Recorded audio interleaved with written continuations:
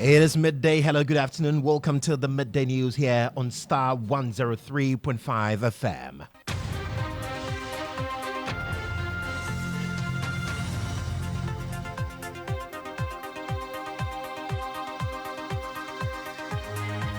And coming up this afternoon, pressure group Democracy Hub accuses police of detaining arrested protesters in the Reoccupy Jolobi House protest outside Accra to impede access to legal services. So we will continue to look for persons who have been arrested all throughout Monday. Our understanding is that some people were sent outside of Accra, and we're continuing to look for and pursue them as much as possible.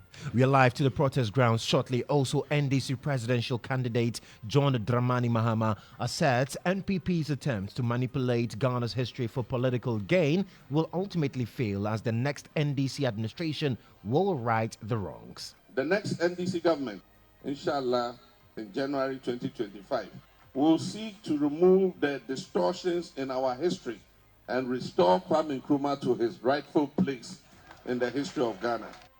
Later, Attorney General's office serves notice to criminals they will not be able to take advantage of Plea Bargain Act to evade justice. So the criminals out there, if you don't notice, they are watching. Our attorneys will not just deal with you because you want to enter into the agreement. They will look at the facts and circumstances to see whether you merit it. If you don't merit it, you won't get it. Elsewhere, at least 100 people killed with hundreds wounded in Israel attacks on Hezbollah. We've got details of these and more coming up shortly. Stay with me.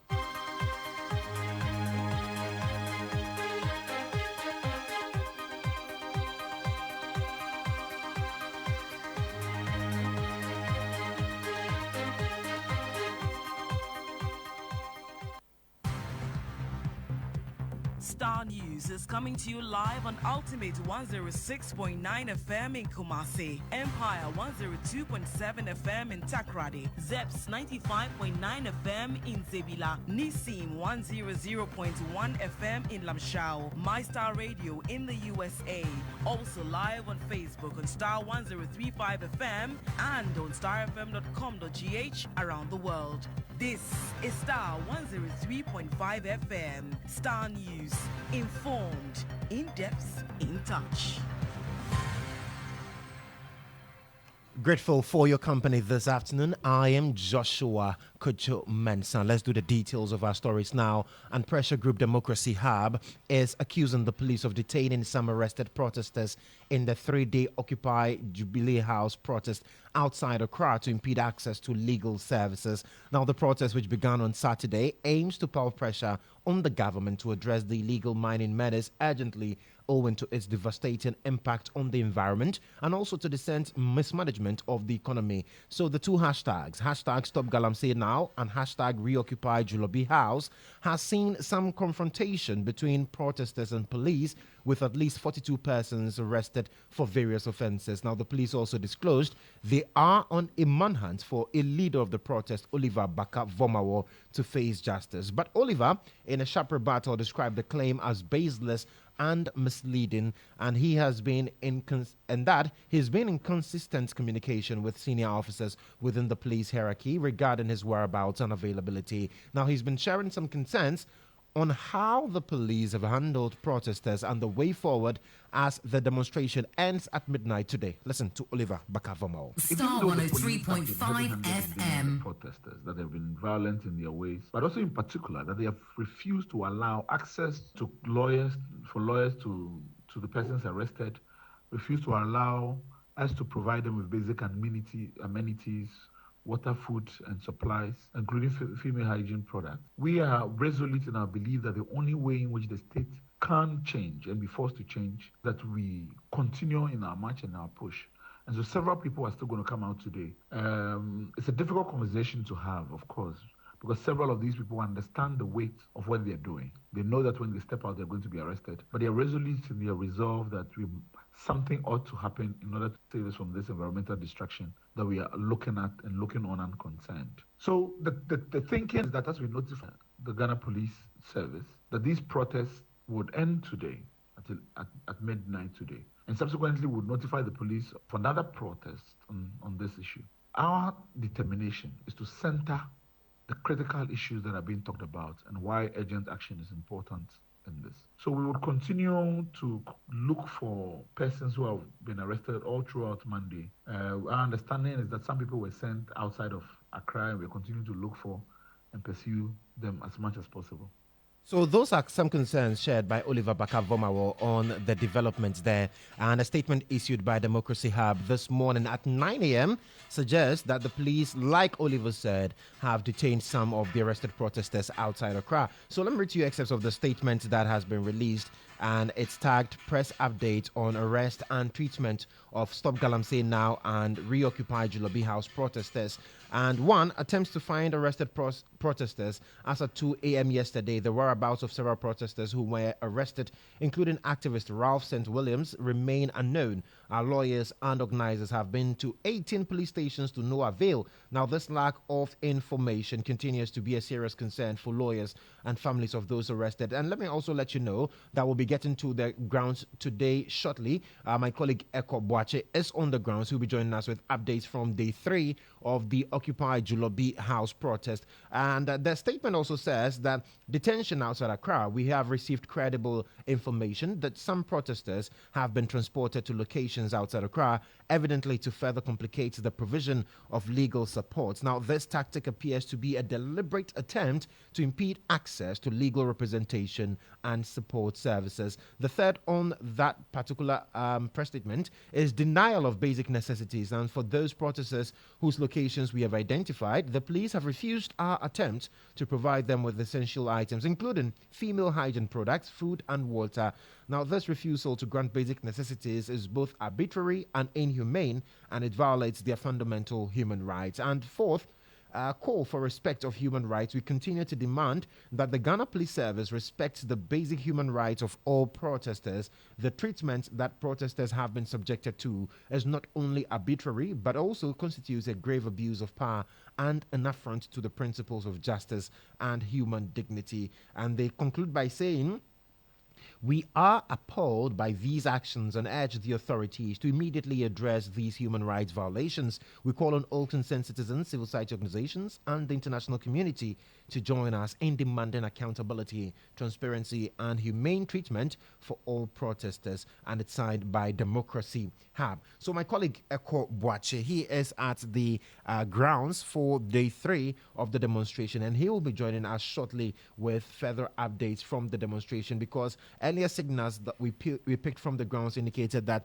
the protesters were not coming out in their numbers as expected. And you heard Oliver Bakavoma also talk about the fact that because of the treatment of protesters by the police, the handling of the protesters by the police, some people have developed some form of cold feet towards coming out in their numbers. But they are also quite hopeful that they'll be able to pull the numbers and get the demonstration underway until midnight, when they will retire and bring an end to the 3-day demonstration. This is Starr 103.5 FM, and we'll be getting to Eko Boache shortly. But let's do some other stories while we connect the phone lines to Eko. And running mate to the flag bearer of the New Patriotic Party, Dr. Matthew Opoku Prempeh, has reiterated the government's commitment to renaming the University of Professional Studies Accra after its founder, Nana Opoku Ampoma. Now, you recall this was first announced by President Akufo-Addo on April 25, 2018 at UPSA's 4th Special Congregation, where the university conferred an honorary doctorate on Nana Opoku Ampoma in recognition of his contributions to education in Ghana. However, during a courtesy call on him, that is Nana Ampoma, who is also the chief of Amoafo in the Bekwai constituency. As part of his campaign tour in the Shanti region, Dr. Matthew Opoku Prempeh assured that the constitutional and legal processes required to rename the institution are underway.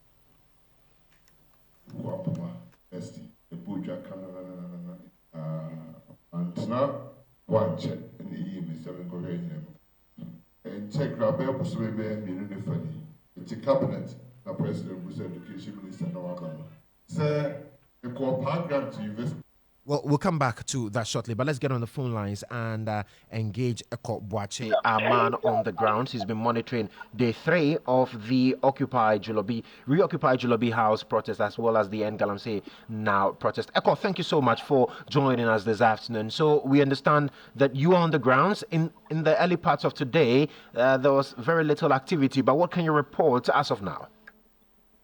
Yep, there were few activities going on which had nothing to do with the protest, but now, just about a minute or two ago, two men came over and stood in front of the barricaded areas, screaming on top of their lungs that it doesn't matter how many of them are out, the Ghanaians should come out and protest with them. They held placards and yelled incantations about Stop Galamsey and started explaining to the media that had gathered over here why Galamsey should be ended immediately, and they were questioning why the police was stopping them from carrying out this exercise. So the policemen came over and carted them off into a police FBU van, which is also situated in the area. Quite interesting. And so the numbers are not as many as they were in the previous days. But talk to me about the police arrangements for day 3.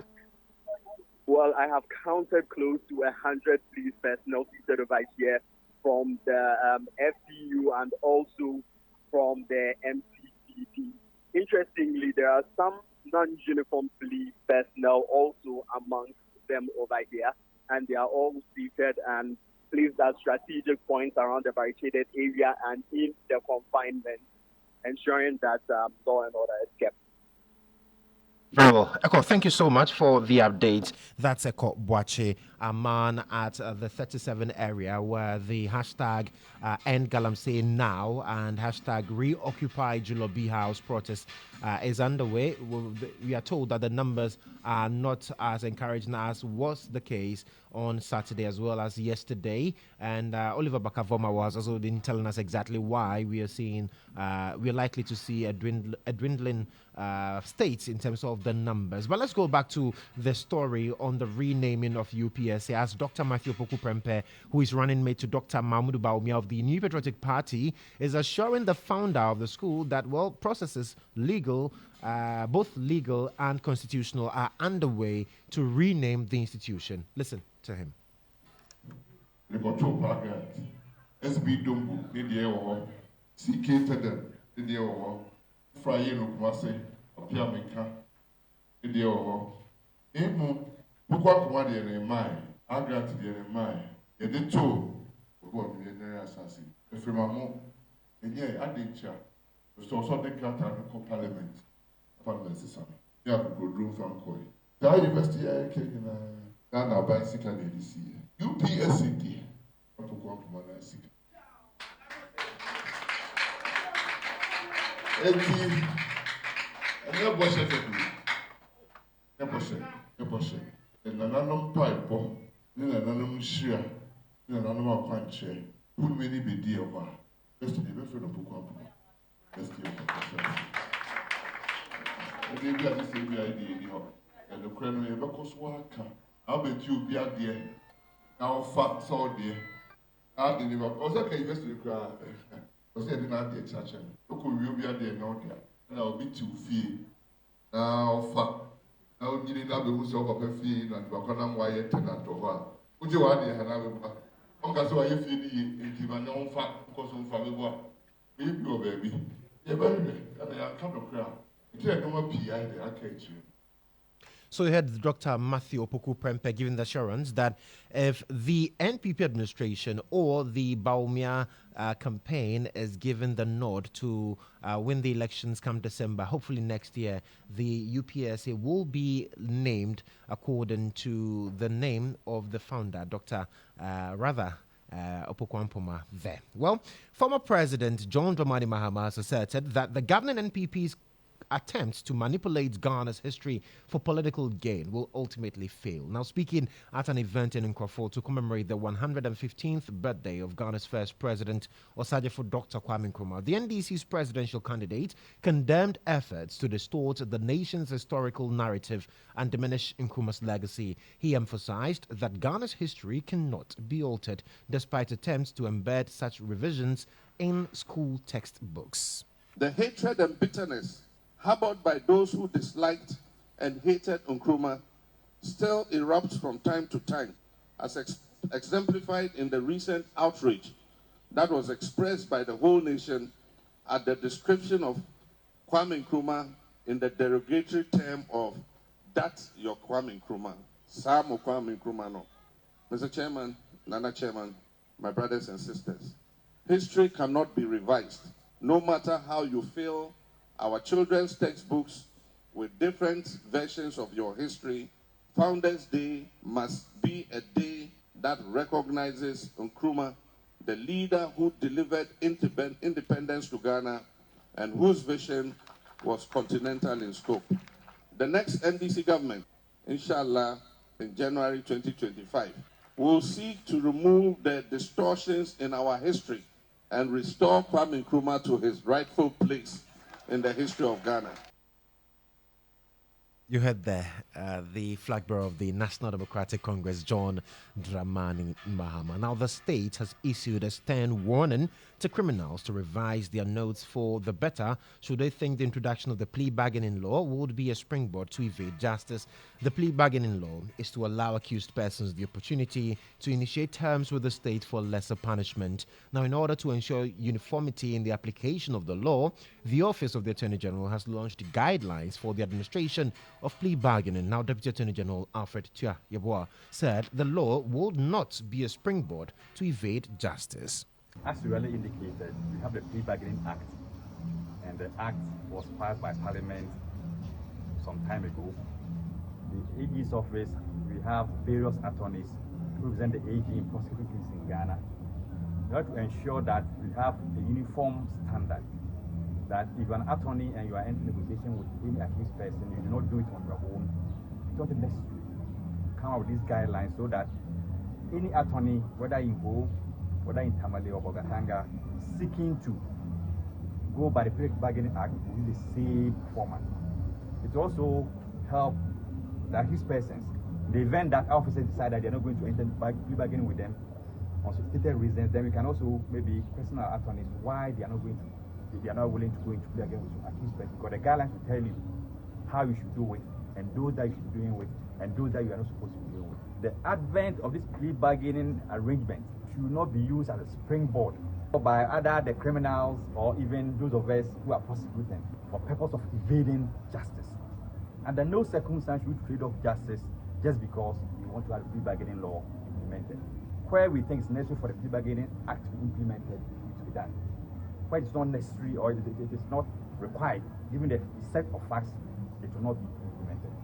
Because you may have criminals who will take advantage of the situation, commit crimes and think that they can come pay their way through plea bargaining and then go away. So the criminals out there, they should be on notice. We are watching. Our attorneys will not just deal with you because you want to enter into a plea agreement. They will look at the facts and circumstances to see whether you merit it. If you do not merit it, you won't get it.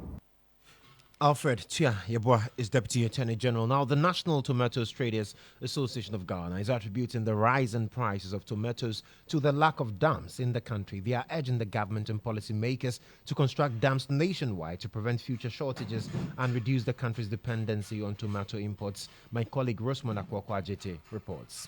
At the beginning of the year, vegetable farmers faced the uncertainty of unpredictable weather patterns, hoping for favorable conditions. But the ever-changing climate conditions caused significant losses for many tomato farmers and traders, resulting in dwindling harvest, scarcity, and skyrocketing prices. Social media was flooded with consumer complaints as tomatoes became both scarce and expensive. Today, the situation has changed. Markets are flooded with tomatoes and prices have dropped dramatically. A single tomato now sells for as little as 1 cedi. When GH1 TV visited the busy railway market, also known as Graphic Road, the scene was surprising.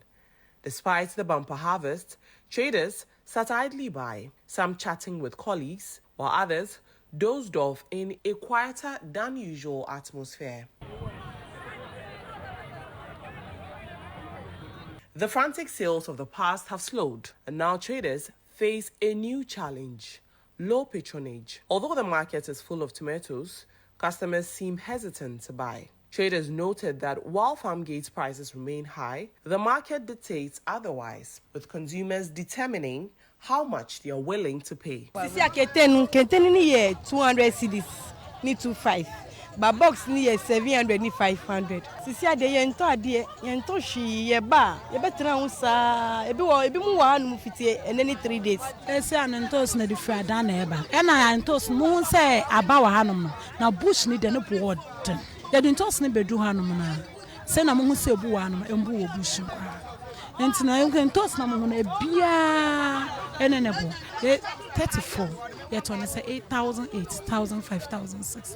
Then I would think to now to say, okay, no, yes, she contain 4 million. By the bar, no, ya surprises no. A 9 toast ne baby brewery, and Sebasana, ya prizes, and ya low prices. So we have more for you on the bulletin, but let's now do sports. Jones Aji has joined me. Jones, it's a holiday. It's a holiday there, no formula. Hey.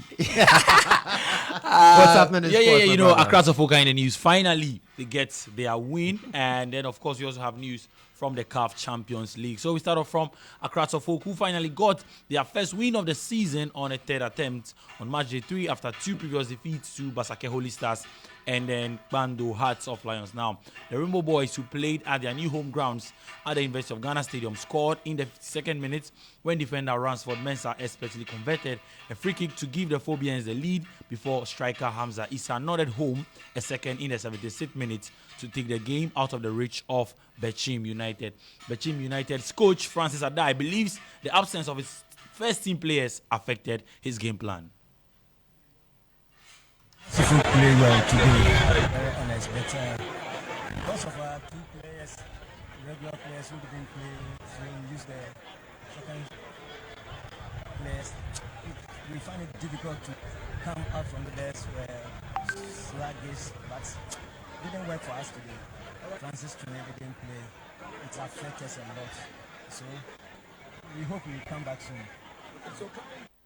Now, Ghana's representatives in the CAF Champions League and Confederations Cup, Samatex FC and then Instrument FC, have been asked after defeats in their away games. Now, Samatex, who traveled to Morocco on the back of a 2-2 draw in the first leg in Accra, lost to Raja Club Athletic by 2-0, with goals coming from Maran Zila in the 41st minute and then Nufel Zahani in the 89th minute. In a similar fashion, FA Cup champions Instrument FC were also eliminated in the Confederations Cup as they lost to Algerian side CS Constantine 1-0 in Algiers after losing 2-0 at home at the Accra Sports Stadium in the first leg. A 20th minute Zakaria Bencha goal was enough to give the CS side a win and an aggregate scoreline of 3-0. So they are out, Samatex out, Instrument FC out, and with that, that'll be all for sports. My name is Jones Aji. Charlie, Samatex, we had hopes that at least they would go against those half Europeans. You are going to half European. We didn't stand a chance. Five. Oh, Charlie. Anyways. Well, you're still celebrating Kwame Nkrumah. Yeah. And today is a beautiful holiday in honor of his name. You know, Kwame Nkrumah, yes. Today we'll be looking at Kwame Nkrumah's impact on sports on the game. Right. And, you know, Kwame Nkrumah brought Real Madrid to Ghana. Yes, sometime back, Kwame Nkrumah brought Real Madrid. Real Madrid, not maybe those Arsenal, Chelsea. You know what? Get out of the studio. So the game is on at 1 p.m. on GH1 television. Yeah. So please make sure that you do stay tuned in and enjoy that. But before we go on the foreign front, now Lebanon's health ministry says at least 100 people have been killed and hundreds wounded in Israeli strikes since morning. Israel says strikes against Hezbollah are deepening as citizens in southern Lebanon have received phone messages warning them to leave places used by the Iran-backed group. Now, a Lebanese minister calls the messages psychological war, while Israel's defense minister says strikes will continue until Israel achieves its goals to return the residents of the north safely to their homes. Now, fears of an all-out regional conflict in the Middle East have grown in the past week. Cross-border attacks have ratcheted up after a series of exploding devices on Hezbollah members, which were widely blamed on Israel. And that's how I wrap up the bulletin right here on Starr 103.5 FM. There's more news for you at starfm.com.gh. I am Joshua Kodjo Mensah. Do have a wonderful holiday.